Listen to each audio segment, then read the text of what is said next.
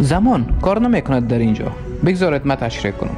قاره در پایین ترین نقطه زمین، آنتارکتیکا، ای در جنوبی ترین نقطه موقعیت دارد که تمام تایم زون ها در اینجا ملاقات میکنند در قطب جنوب. پس به صورت تکنیکی هر تایم زون درست است در آنتارکتیکا و به خاطر که هیچ کس در اینجا زندگی نمی کند به صورت همیشگی، پس در اینجا هیچ تایم زون رسمی وجود ندارد. فقط انتخاب کو تایم زونی را که خوش داری.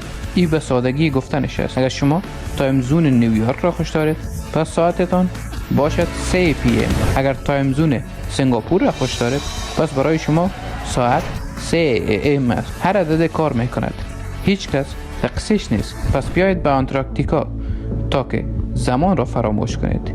1 دقیقه امروز بود. به امید دیدار فردا.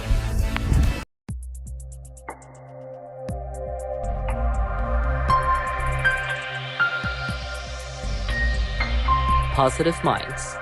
What we think, we become.